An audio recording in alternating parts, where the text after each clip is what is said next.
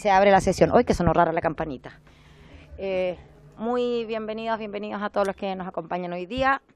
Lamentamos tener tan poquito quórum, casi fracasamos, pero aquí estamos para que le hagamos empeño. De lo bueno poco. Bueno, entonces el acta de la sesión cuarta queda reglamentariamente aprobada, el acta de la sesión quinta se pone a disposición de las y los integrantes. Y la señora secretaria dará lectura de la cuenta. Buenas tardes. Se ha recibido un oficio del secretario general de la corporación por el que comunica que la sala accedió a la petición de esta comisión en orden a prorrogar el plazo de su funcionamiento por 15 días a partir del 28 de marzo, esto es hasta el 17 de abril. Eso es todo, presidente. Muchas gracias. Entonces, como ya saben ustedes, vamos a seguir escuchando a nuestros invitados. Hoy día, en primer lugar, vamos a escuchar al presidente de la Asociación Industrial de Laboratorios Farmacéuticos ASILFA, el señor Julio Jiménez Doñas. Adelante, por favor. También después vamos a escuchar a la presidenta y vicepresidenta ejecutiva de la Cámara de la Innovación Farmacéutica, señora Mónica Seff, y Mariela Forma también, sí. Perfecto. Y al presidente de la Cámara Nacional del Laboratorio CNL, señor Vicente Astorga Pizarro. Comenzamos entonces y le damos todo el tiempo para exponer al señor Julio Jiménez. Bueno, primero que todo, muchas gracias por la invitación a... Hay que encender con el negro, micrófono. que está debajo del micrófono, el negro. El negro, Abajo debajo del del micrófono. No, Esto no lo han modernizado todavía. No, tengo que venir más seguido entonces. Bueno, buenas tardes, muchas gracias por la invitación. Bueno, como presidente de ASILFA, la Asociación Industrial de Laboratorios Farmacéuticos, nos ponemos a disposición para las consultas que nos quieran hacer y vamos a tratar de responder todo lo que sea posible. Quiero presentar a nuestro vicepresidente ejecutivo, quien tiene una pequeña presentación de lo que es ASILFA. Ya, ahora sí, adelante. Muchas gracias, presidente, por su intermedio saludar a los asistentes a la reunión. Brevemente, agradecemos la invitación para mostrar los comentarios y en el caso que podamos también responder las preguntas que estén a nuestro alcance. Brevemente, la Asociación Industrial de Laboratorios Farmacéuticos, ASILFA, es una asociación que tiene 38 años al servicio de la comunidad y nuestra misión es contribuir al desarrollo de la salud mediante la creación de un mercado farmacéutico con altos estándares de calidad y para favorecer también el acceso de medicamentos para toda la población. Representamos a 13 laboratorios, de los cuales 6 de ellos tienen planta farmacéutica GMP y por lo tanto me adelanto, si lo estima conveniente la comisión o alguno de los diputados, le hacemos una extensión para que puedan conocer una planta farmacéutica GMP, la que ustedes estimen conveniente, con vista que también pueda servir como para aportar, para tomar una mejor decisión en esta comisión investigadora y también para conocer cómo se desarrollan los medicamentos y cómo se fabrican los medicamentos en este país con una exigente normativa tanto nacional como internacional. Nuestros valores están ahí puestos y básicamente lo que nosotros manifestamos es que representamos aproximadamente el 22% de los medicamentos que están comercializados en el país. De 9.234 medicamentos que se comercializan en el país, nuestros asociados tienen poco más de 2.000 medicamentos que están disponibles tanto en el sector público como en el sector privado. Con toda la transparencia, con toda la confianza y con todo el compromiso institucional que eso significa. Nuestras normas éticas están avaladas por la Federación Farmacéutica Internacional y por lo tanto los estándares de comercialización de nuestros laboratorios cumplen los estándares internacionales, no solamente de Chile, sino que también a nivel mundial, para la promoción, la comercialización de medicamentos. Y algunas de nuestras plantas farmacéuticas incluso están auditadas y acreditadas por la Agencia Europea del Medicamento, lo cual refleja que en un mercado como en Chile, nuestros asociados pueden ofrecer medicamentos tanto al sector público como al privado de un estándar internacional. Algo que para nosotros es muy importante es tener el acompañamiento del Instituto de Salud Pública. El ISP es una agencia reguladora de medicamentos de referencia a nivel 4 OPS. Si nosotros comparamos de los 30 y muchos países que están en la región latinoamericana, solo 6 agencias de medicamentos tienen esa categoría y una de ellas es el ISP. Muchas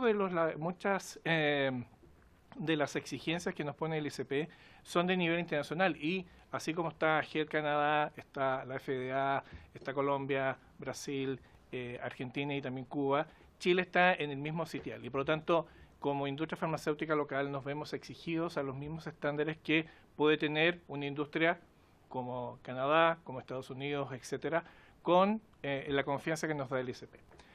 Algo sí que nosotros hemos podido ver es que esta calidad o este compromiso con la calidad tiene que ser un tema transversal. Y en ese sentido nos parece de suma importancia fortalecer el rol que tiene el ICP. Un aspecto, por ejemplo, que tiene el decreto 3, que es el decreto que regula el registro de medicamentos en el país, y particularmente en el artículo 192, es que la autoridad sanitaria, el ISP en este caso, tiene la obligación de fiscalizar las plantas farmacéuticas extranjeras, fuera del país. Muchos de los medicamentos que ingresan al país están fabricados fuera del país. Y el ICP, por diversos motivos, fundamentalmente presupuestarios, no ha tenido la capacidad en los últimos años de poder visitar esas plantas. Por lo tanto, a nosotros como asociación gremial también nos queda la duda de cuál es la calidad de esos productos que ingresan al país. El tema que nos convoca, que es la burcordelia, es algo local, pero nada descarta que eso pueda ocurrir a nivel internacional y puede incluso venir algún medicamento que pueda estar contaminado también con burcordelia. Por lo tanto, una primera propuesta o sugerencia es ver la posibilidad o estudiar la posibilidad de fortalecer el rol que tiene el ICP, por un lado. Es una agencia a nivel 4, pero sobre todo fortalecerlo desde el punto de vista presupuestario para que pueda cumplir la función que tiene, particularmente en el caso de la fiscalización de los laboratorios externos. De esa forma, podríamos decir que la calidad es pareja para todos. También por una situación incluso hasta de las reglas claras conservan la amistad y de alguna manera emparejar la cancha, porque nosotros nos vemos fiscalizados permanentemente por la autoridad sanitaria y en el caso de aquellos laboratorios que están fuera y que importan medicamentos, pareciera ser que las normas no se les puede aplicar de la misma manera. Lo segundo, ya lo adelantaba, sugerimos que haya una mayor coordinación entre los distintos servicios del Estado, Ministerio de Salud, entre el ICP, en la toma de decisiones. Quizás posiblemente el tema que convoca acá puede haber habido alguna descoordinación entre ambos servicios, requerimos que eso ocurra, pero sobre todo que también hay una colaboración público-privada. Nosotros siempre nos hemos puesto a disposición de la autoridad sanitaria, el Ministerio, el ICP, para colaborar en todos los aspectos que sea necesario y por supuesto que vamos a seguir abiertos a ese tipo de colaboración. Y lo que yo adelantaba es invitarlos a la comisión y a los diputados, a quienes quieran, para visitar algunas de nuestras plantas. Tenemos algunas plantas que han sido incluso fiscalizadas y acreditadas por la Agencia Europea del Medicamento. ¿Qué significa eso? Que de alguna forma estamos dando fe y mostrando de manera transparente cómo se fabrican los medicamentos en Chile, cuál es la calidad de los medicamentos que deberían estar presentes en el país y sobre todo estamos haciendo un aporte a la salud pública. Ese es nuestro aporte. Quedamos abiertos a los comentarios que ustedes nos pueden hacer, a las preguntas y sobre todo abogamos porque hay una mayor colaboración público-privada. Muchas gracias. Si les parece, vamos a abordar, somos poquitos diputados, uno a uno antes de darle la palabra a los otros, sí, porque cuando somos mucho más fácil hacer todas las presentaciones y para preguntar, pero ahora creo que podemos ir en esta suerte más de diálogo personalizado, ¿cierto? En ese sentido, queríamos preguntarle, ¿qué les pareció a ustedes la decisión inicial del ISP, cierto que fue después retrotraída muy rápidamente, pero cómo consideran aquella decisión y también, por otra parte, ¿qué les parece la decisión luego, en enero, del propio laboratorio Sanderson de paralizar esta producción de estos insumos afectados? Porque, como yo entiendo, son decisiones muy similares. La primera que tomó el ISP, que fue anulada, y la que tomó finalmente el laboratorio. ¿Cómo evalúan, cómo miran esa situación?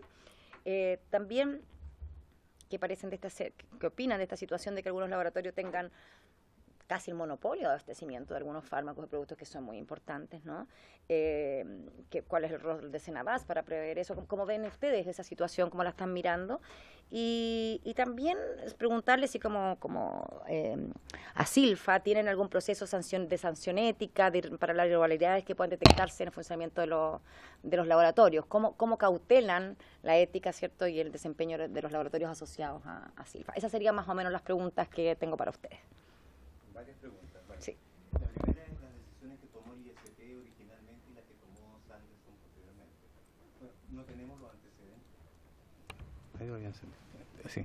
No tenemos todos los antecedentes como para poder decir si estuvo bien o mal. O sea, nos parece que el ISP tiene todas las condiciones y tiene toda la experticia técnica como para tomar la decisión que pudo haber tomado.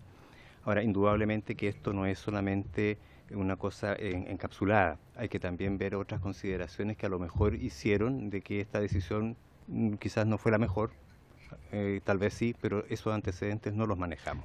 Por lo tanto, nos parece que el ISP, en uso de sus atribuciones y sus competencias, tomó una determinación que tal vez debió ser aquilatada con otras variables. ¿Qué pasaría si esto no estuviera en el mercado? Por ejemplo, que fue lo que ocurrió después con la suspensión de la cirugía. Por lo tanto, ¿qué es lo que era, qué había que hacer en ese momento? Habría que haber tomado todas estas variables y decir, en realidad, si yo suspendo esto, ¿qué me va a pasar con esta otro? Y ahí eso, bueno, tiene que ser una decisión que tome la autoridad sanitaria como un todo, no solamente un organismo técnico que seguramente, conociendo su capacidad, tomó una decisión adecuada, pero obviamente que eso tenía que aquilatarse con otras variables. Ahora, posteriormente Sanderson suspendió la fabricación, lo que parece una contradicción, pero entiendo que Sanderson hizo esta suspensión porque está cambiando un proceso de fabricación, o en este caso, de esterilización de los productos. Se lo incluyó su matriz.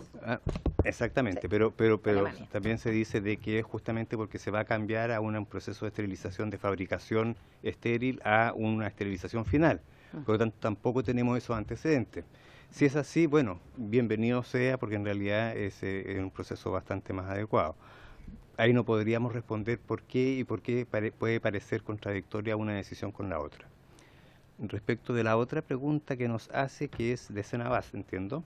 Sí, este monopolio, ¿cierto?, que de alguna forma se produce y porque esta misma situación que Sí. tuvimos, Es que si esto no, hubiera sí, estado... Ya, Sí, lo justamente entendí. iba a Sí. eso, porque en el fondo, porque Cenabás está abastecida en un porcentaje altísimo, prácticamente un monopolio con este productor. Bueno, eso es una falla. Eso es una falla que debiera ser solucionada porque lamentablemente en los procesos licitatorios Cenabás no tiene la capacidad de adjudicar a más de un proveedor. ¿Ya? Se gana todo o nada. Por lo tanto, eso debiera ser de alguna manera... Es muy riesgoso el todo, nada. Totalmente. Donde falla ese proveedor Falla y ese que hace proveedor, nada. exacto, exactamente. Y en este caso, bueno, fueron los sueros, puede ser un inmunosupresor, un producto oncológico, lo que es realmente grave, porque en el proceso hay vidas en riesgo. Ya, por lo tanto, debiera considerarse la facultad, como antiguamente existió, de tener más de un proveedor, digamos, adjudicado. ¿Ya? Eso es algo que incluso nosotros como asociación lo hemos conversado con Cenabás, pero nos dicen que ellos no pueden adjudicar más que a uno. Ya. Vamos a investigar por qué. Si hay alguna norma que lo prohíbe. Son las bases de licitación. Son las normas. Entonces, por lo tanto, siempre yo creo que siempre hay que tener un plan B, Sí. ¿ya? Sobre todo en este tipo de productos. Lo que decía Patricio respecto de las calidades, también ocurre lo mismo. O sea, acá tenemos nosotros que, teniendo un organismo técnico como el ISP, altamente calificado, altamente considerado, reconocido internacionalmente, tiene que ejercer su función. O sea, el ISP tiene que dar garantía no solamente a lo que se fabrica localmente, sino que también a lo que se importa. Porque hoy día estamos hablando de sueros contaminados con burcordelia que produjeron lamentables muertes, pero mañana podemos estar hablando tal vez de un inmunosupresor que no funcionó y por eso perder un órgano, o un oncológico que no funciona. E incluso productos que no se notan. Acá los medicamentos tienen algo de acto de fe. ¿Ya? Yo supongo que está bien, supongo que me va a mejorar, por lo tanto, ese acto de fe no puede ser ciego. Tiene que haber un respaldo técnico potente detrás, y esa es función del ISP. Lamentablemente el ISP no tiene la capacidad financiera en este momento para poder hacerlo, pero es algo que el Estado debiera otorgarle. Nosotros no podemos dejar entrar medicamentos al país sin que no estén supervisados por el ISP. Muchas gracias. Sí, diputado. Gracias, presidenta, y bueno, agradecer la presentación de los invitados. Yo quería enfocarme un poco al tema de las eventuales colusiones que hay a través del tema del valor de los medicamentos, productos, etcétera. Y si ustedes como asociación han presentado algún tipo de denuncia a la Fiscalía Nacional Económica por competencia desleal o alguna situación que hayan percibido de manera distinta dentro del mercado, si eso ha pasado o no. Y por otra parte, respecto al trato con otras empresas, respecto a la asociación, porque entendemos que estas grandes empresas claramente tienen tratos preferenciales y eso lo vemos en energía, con las grandes empresas generadoras eléctricas, en la autopista, en el tema de la sanitaria y para qué decir con el tema de las forestales. ¿Han tenido ustedes o han percibido eso como asociación?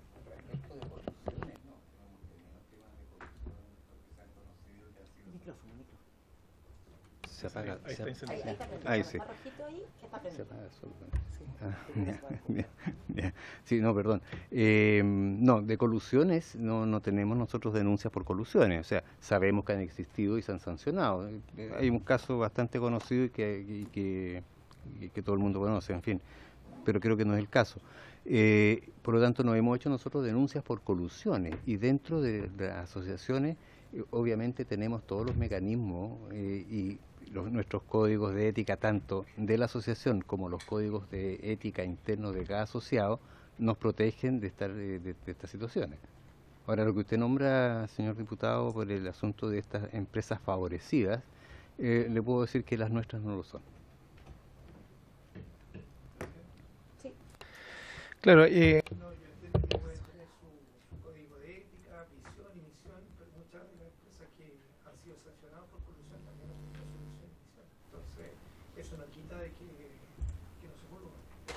Sin duda. Evidentemente que todo es colusible y todo se puede importar mal, ¿ya? Pero como le digo, nosotros no tenemos casos, ¿no? Como asociados puede ocurrir. Estaba sin prender, es que... Es que se apaga solo. Sí, que están medio malitos, están un poquito viejitos los micrófonos, sí. Este congreso estamos sin ascensor hoy día también, así que, en fin.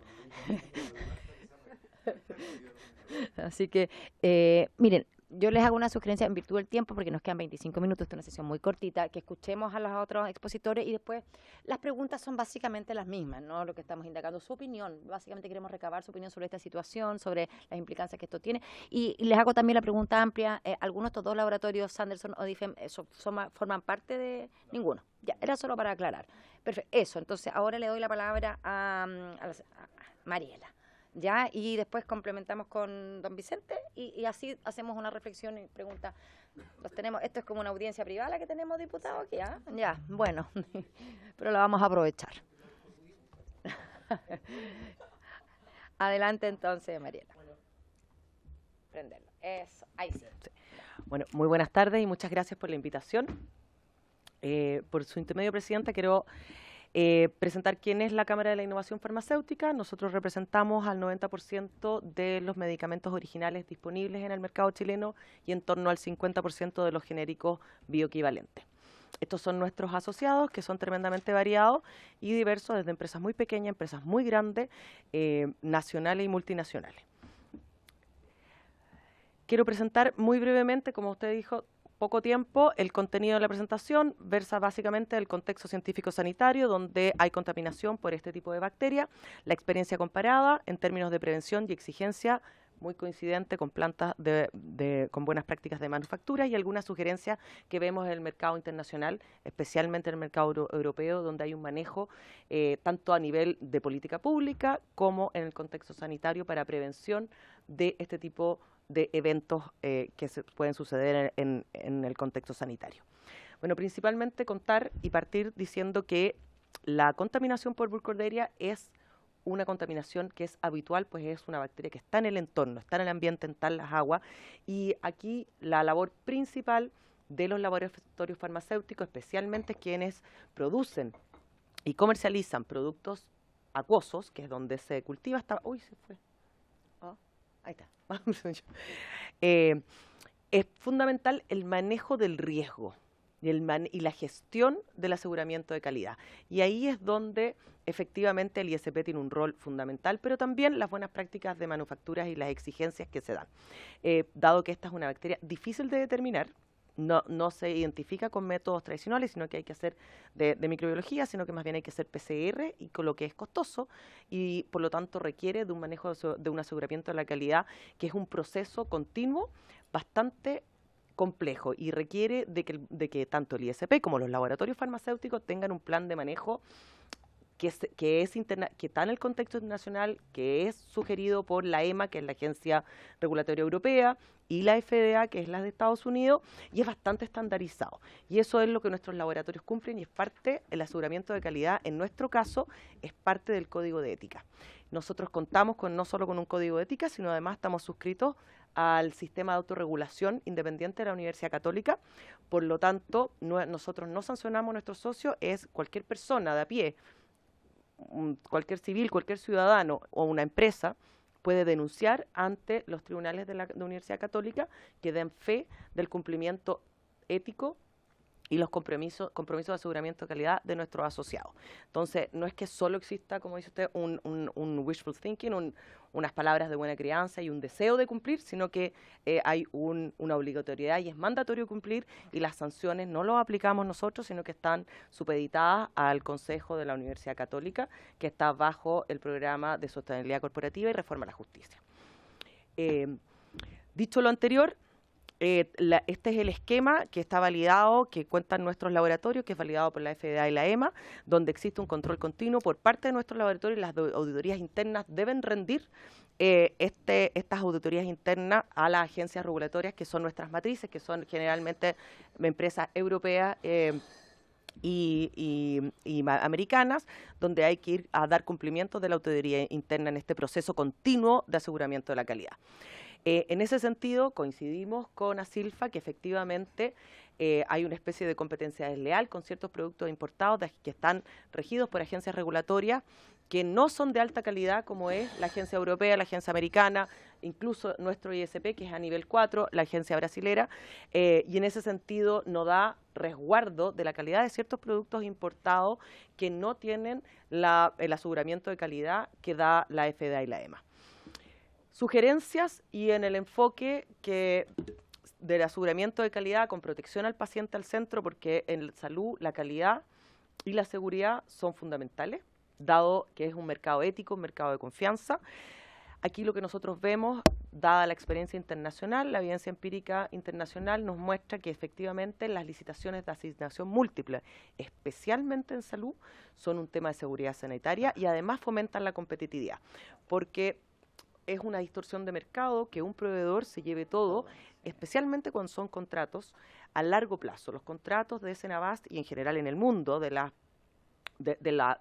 agencias de compradoras del Estado en salud son contratos de 18, 36 meses y por lo tanto tú impides por ese lapso la competencia dentro del mercado, lo que hace muy difícil para un nuevo entrante, aunque sea de mayor calidad, poder llegar a competir después de 2, 3 años de una licitación.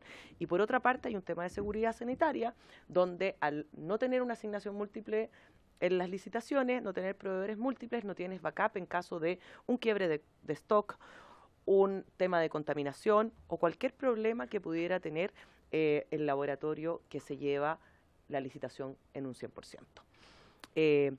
Autonomía del ISP y dotación de recursos es sumamente importante, especialmente para la fiscalización del aseguramiento de calidad para productos importados que no cuentan con el registro y la aprobación de la FDA y la EMA. Creemos que ese es un tema que es fundamental para Chile.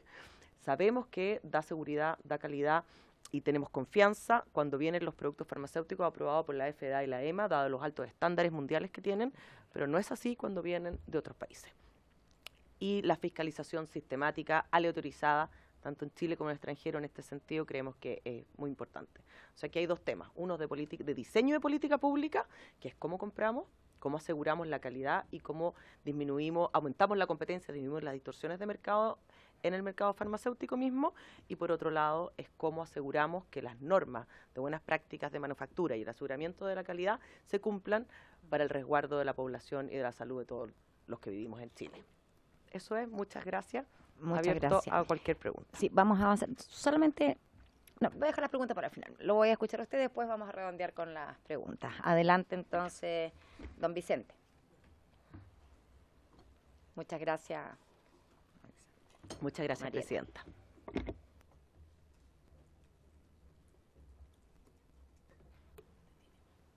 Funciona. Muy Sí, bien. funciona. Bueno, buenas tardes. Muchas gracias a todos por su intermedio, diputada, presidenta. Muchas gracias por la confianza, además, de escucharnos e invitarnos. La Cámara Nacional de Laboratorio es un gremio que nació, este año cumplimos 25 años. Es un gremio de laboratorios, tenemos 17 asociados, los cuales en su gran mayoría están instalados en Chile. Tenemos algunos fuera de Chile también. Lo interesante es que son laboratorios que algunos de ellos son de propiedad y dirigidos por mujeres. También son laboratorios que están en Santiago y en regiones. Tenemos laboratorios en Quinta Región, en Concepción y en el extranjero. Tenemos 22 plantas productivas, más de 100.000 metros cuadrados de instalaciones de medicamentos. ¿De qué tipo de medicamentos? Fitofármacos, medicamentos alopáticos, de síntesis, genéricos, productos con diferenciación también, innovación dentro del rubro. No solo medicamentos, también suplementos alimenticios, incluso algunos dispositivos médicos. Es una variedad muy amplia de productos, lo cual también nos hace tener una mirada distinta y más sistémica del problema, o más que del problema, del desafío sanitario. Tenemos contratación de personas también. Como gremio, y dado que estamos instalados en Chile, tenemos esta idea de desarrollar una industria en el país, vemos la exportación como una forma de desarrollar y potenciar nuestra industria. No buscar solo crecer hacia adentro, sino que también buscar crecer hacia afuera.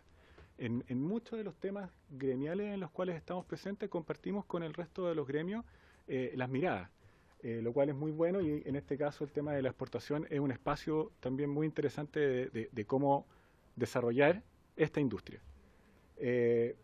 Cuando hablamos de la ética, y como lo dijo el diputado, en torno a qué es lo que hacemos, nosotros somos de la mirada, más allá de tener nuestros códigos de ética, de que los laboratorios tienen sus códigos de ética, nosotros entendemos que la ética es algo sistémico. O sea, no sacamos nada con tener nosotros nuestros códigos de ética si estos no conversan con los códigos de ética del Colegio Médico, con el código de ética del Colegio Químico Farmacéutico, incluso en los códigos de ética con los estamentos públicos, como podría ser Senabas, Ministerio de Salud, el ISP. Por eso mismo adherimos a una instancia que se llama Marco de Consenso Ético, que está bajo el alero de la Subsecretaría de Relaciones Internacionales. ¿Por qué es tan importante? Porque esa es una instancia en donde nos sentamos todos en una mesa muy similar a esta y tratamos de conversar en torno a cómo tener un buen relacionamiento en torno a la ética. ¿Por qué es importante? Porque este es el único camino para resolver los futuros burcordelias que puedan venir en el país. Si no tenemos esas conversaciones, vamos a estar siempre siendo reactivos y mirando hacia atrás y tratando de corregir lo que pasó. Y lo que tenemos que buscar es ver cómo corregir lo que va a pasar, lo cual es tanto más difícil. Construir hacia atrás siempre es fácil, construir hacia adelante es complejo, pero tenemos que hacerlo de buena manera. Esta industria se ha caído en el pasado, pero no significa que tenga que seguir cayéndose para siempre. Tenemos que darnos esos espacios de confianza y construir ahí, entendiendo y acogiendo los errores del pasado, evidentemente. Tampoco dentro de nuestro gremio no está ninguno de los laboratorios involucrados en la investigación, pero desde el punto de vista de la ética nos impacta igual. Claro. La sociedad y las personas, y creo que conectamos con los pacientes ahí, la gente no tiene por qué entender si es de un gremio o de otro, es un laboratorio. Claro. Y cuando alguien usa un medicamento, si ya el problema de salud es grave, si a eso le agrego que no confío en lo que estoy usando, es peor aún. Empatizar con eso. Eso es lo que es nuestro llamado. ¿Y por qué? Porque estamos en terreno. Nos acercamos mucho a las personas, no solo en Santiago, en regiones también. Esa es una mirada dentro de nuestro gremio. Ahora, son un poco el abanico de productos y de laboratorios que tenemos. Hay laboratorios como laboratorios que exportan sus productos desde Australia, Estados Unidos y en Chile, productos que venden en región, productos en Chile también, muy fuerte en Chile. Distintos tipos de productos, sí no tenemos productos en torno a sueros estériles. ¿Ya? ¿Y por qué esto es importante y lo menciono? Porque el año 2022, en abril del 2022, y creo que se ha mencionado poco esto, acá hay una resolución en torno a la burcordelia, pero tiene que ver con los medicamentos no estériles, que son principalmente todos los que en base a acuosa, evidentemente, y buscar metodologías analíticas para detectar la burcordelia. ¿Se entiende? Que son medicamentos que nos atacan a nosotros, que nos atañen a nosotros, y sale esta resolución en abril del 2022 para que los laboratorios creen metodologías analíticas y procesos para detección de la burcordelia. Esto lo estuvimos trabajando y los plazos están ahí determinados, 3-6 meses, en donde son alrededor de 2.000 productos. tener ese desafío de incorporar todas estas dimensiones de esos 2.000 productos en ese tiempo, no solo el desarrollarlo, sino que también el lugar donde acogerlo, la metodología analítica, es un tremendo desafío. Eso en paralelo con las normas GMP que hay que cumplir. Obviamente que, o sea, no nombro las normas GMP porque el ISP no te deja funcionar si no eres GMP. Por lo tanto, eso es el desde. Pero no es suficiente. Tenemos que trabajar en este tipo de cosas, visitas inspectivas, nuevas resoluciones y esto también. Pero se entiende que esto es, y lo acogemos porque es necesario, lo entendemos así. Y lo hemos desarrollado nosotros y en general todos los gremios. Ahora, cuando sale este tipo de resolución, habla de todos los medicamentos en base acuosa. Pero uno puede empezar a entender, a lo mejor acá hay un espacio de trabajo colaborativo. Porque es lo mismo tener un producto en base acuosa dérmico a uno que se inyecte en la sangre. Son distintos. Entonces, definir prioridades. Y eso nos puede ayudar a la velocidad de reacción ante posibles riesgos futuros en torno a, por ejemplo, la burcotelia. Acá no se hace distinción. Todos los medicamentos en base acuosa tienen el mismo periodo de cumplimiento, lo cual genera un estrés en la operación. Que no digo que no haya que hacerlo, y está muy bien. El tema es trabajar colaborativamente junto con el ISP para incluso el mismo ISP adherir y sumar todo esto y aprobar toda esta metodología analítica. Es un esfuerzo adicional con los pocos recursos, como bien nombrada mi colega aquí, don Julio Jiménez. Propuesta y bien concreto. Primero, yo creo que se necesita tener una comunicación fluida y una coordinación entre los actores relevantes para anticipar y contener situaciones de riesgo futuro. A mí, personalmente, me preocupa mucho cuáles son los próximos riesgos, y no solo aprender y construir de los hechos pasados. ¿Qué pasa si se bloquea un canal de Suez nuevamente? ¿Qué pasa si hay una nueva guerra que nos impacte? Etcétera. Es ahí donde me preocupa, porque nosotros somos un gremio que tenemos laboratorios que tienen más de 100 años en Chile. O sea, nosotros estamos aquí y nos vamos a ver las caras y nos vamos a seguir viendo las caras los próximos 10, 15, 20 años. Eso es lo que nosotros construimos acá. Nos interesa seguir creciendo en Chile. Evitar los monos proveedores de medicamentos. Usted lo preguntó, está en la presentación. Así lo vemos. Perdón que lo interrumpa, acá en los últimos minutos, pero me imagino que esto ustedes lo han hecho ver, esto de los monoproveedores. Me imagino que... ¿Y no ha habido recepción a aquello? Sí, no, si ha habido recepción, efectivamente el director de la base... Perdón, si quieres sí. después me explaya. Era solo Sí. que no quise dejarlo pasar, dejemos que termine. Entiendo, me queda claro. Quería despejarlo porque Sí. en todas sus exposiciones aparece esto como algo importante, entonces la duda es por qué esto en la realidad no pasa, ¿cierto? Porque Contraloría contestó que no al requerimiento del director de Senabas anterior para hacer adjudicación. Ya, lo vamos a después lo rondeamos. Ya, por favor, perdone, yo lo interrumpí, culpa mía, No, siga nomás. muy bien, muy bien. Aparte que estamos alineados. Sí, y cuando digo evitar los monoproveedores, no es solamente el monoproveedor. ¿Qué pasa, por ejemplo, con el pago de los laboratorios? ¿Qué pasa cuando a un laboratorio le pagan a 700 días? De eso también es una forma de evitar que nuevos actores participen en las licitaciones. Entonces, cuando hablamos de ética, no hablamos solo de ética en relacionamiento entre laboratorios.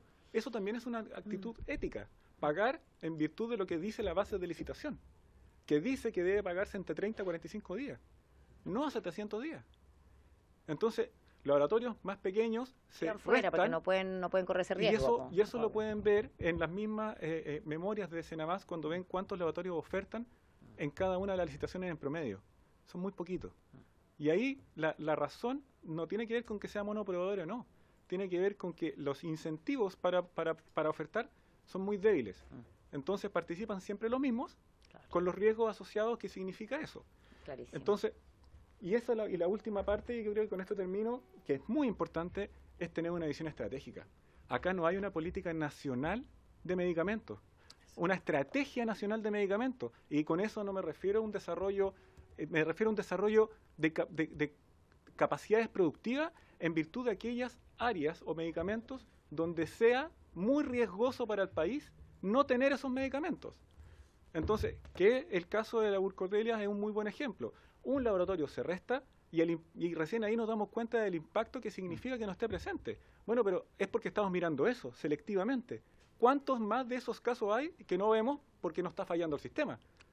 Entonces, si no nos sentamos de nuevo, todos en la mesa, a definir una buena política, mañana vamos a estar acá sentados conversando de otra razón y tratando de buscar hacia atrás cuál es el culpable, cuando en realidad nuestro rol, creo, de todos, es construir hacia adelante, que esto no vuelva a ocurrir y hacerlo de buena manera. Y ahí es mi invitación, más que mi invitación, nosotros estamos completamente dispuestos porque nuestra misión, nuestros valores es ser colaborativa, buscar la colaboración pública-privada, ser aportativo, y estamos con los pies en Chile y de aquí no nos movemos.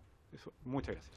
Muchas gracias. Bueno, probablemente uno de los sentidos que va a tener el haber levantado esta comisión investigadora, más allá de entender bien los detalles que pasó, es poder, si aprovechamos la oportunidad de toda esta información riquísima que se ha desplegado en estas sesiones, justamente de enfrentar ese desafío para adelante. Ese es el sentido. O sea, aclarar lo que pasó, pero justamente para poder cambiar aquello que es necesario y hacer las conversaciones, abrir las mesas de trabajo necesarias para que no vuelva a ocurrir. Si no, no tendría sentido que uno levante una comisión investigadora solo para que quede como un registro, ¿no? Entonces creo que en la línea de lo que están diciendo acá, y veo que hay mucha disposición también para hacerlo, y creo que sería importante que quizás como consecuencia de esta comisión investigadora se pudiera avanzar en esa dirección. A mí un poco ya me han respondido, no sé, diputados, si tiene alguna, me parece bastante claro, pero le dejo... Sí, gracias, Presidenta. Agradecer al resto de los expositores. Yo tengo una obsesión con el tema de las, digamos, colusiones. Traigo como una deformación. Y me voy a tomar de las palabras, aprender de los errores del pasado. Después de los casos de colusión, ustedes hicieron ajuste, modificación respecto a los planes de ética, misión, visión, se abordó esto dentro de su gremio. Y lo otro de la FDA y la EMA, ¿cuántas empresas con capital americano tenemos acá que son socios de ustedes? Eso.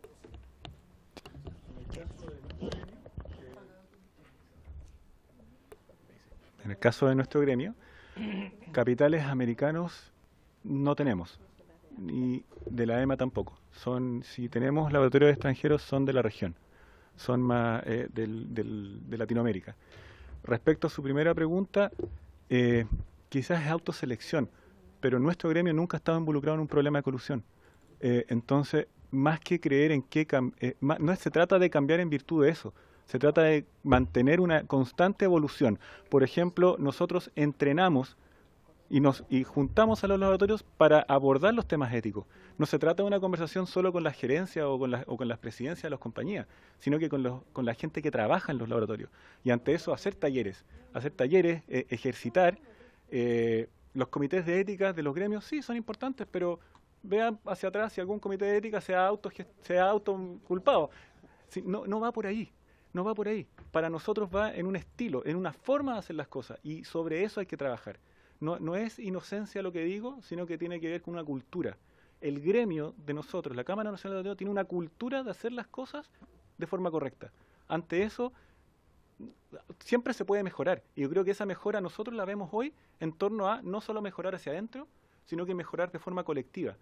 Porque al final, las colusiones se generan como resultado de oportunidades de mercado. No nacen porque sí, nacen por oportunidades que se dan, y esas oportunidades no son solo gatilladas por un sector, se dan en un ambiente. Lo que hay que evitar es que el ambiente no lo genere. Y ante eso, la decisión es entre todos, incluido el legislativo. Muchas gracias por su explicación. Yo creo que va por esa línea, ¿no? El desafío hacia adelante, y creo que no lo podemos dejar pasar. Sí, por favor. Respecto de lo mismo que hacía la consulta, se ha dado casos de colusiones en los cuales las empresas han sido expulsadas de las asociaciones, o sea, dándole respuesta a la consulta del diputado. O sea, efectivamente, pero como dice Vicente, como dice Vicente, esto es una cosa cultural. O sea, no se puede prever. La oportunidad si se da, bueno, hemos visto muchos casos pero justamente las sanciones han sido la expulsión de las asociaciones.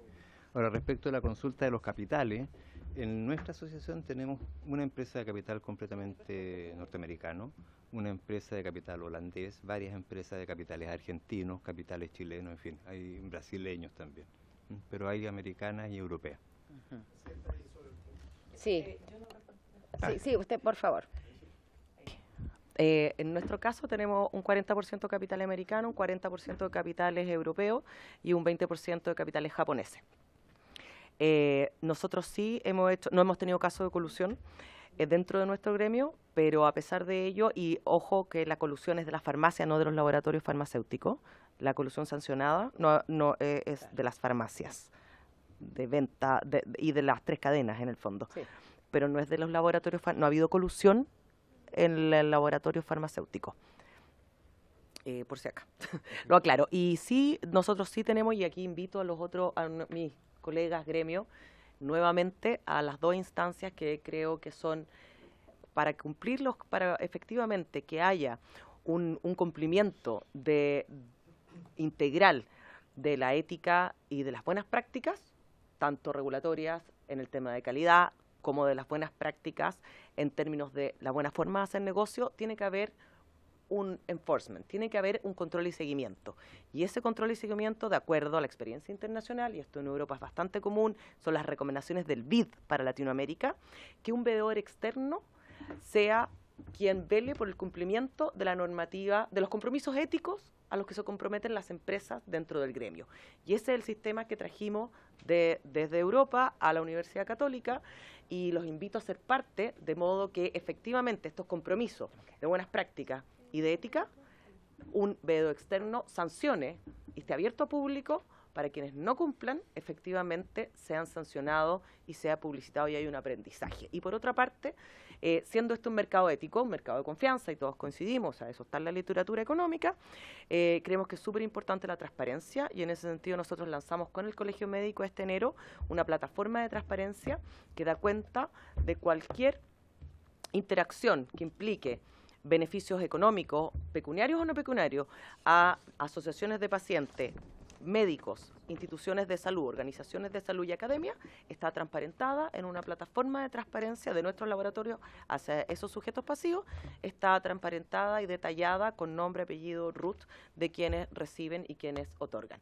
Así que invito formalmente a esta industria, porque no sacamos nada, aunque este sea el gremio más grande, más antiguo, este gremio tiene más de 70 años, aunque sea así, no es suficiente si todos no estamos en la misma página.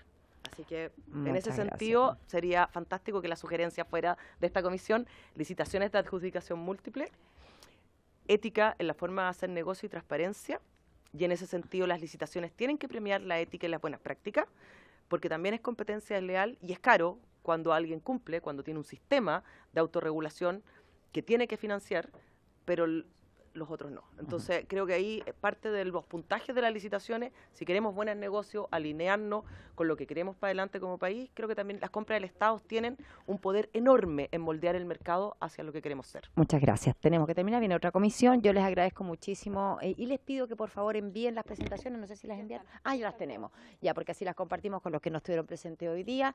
Y bueno, muchas gracias por su interés en colaborar con esta comisión investigadora, que justamente, más allá de esclarecer los hechos pasados, queremos trazar un nuevo camino para el futuro. Así que muchas gracias, la sesión se levanta.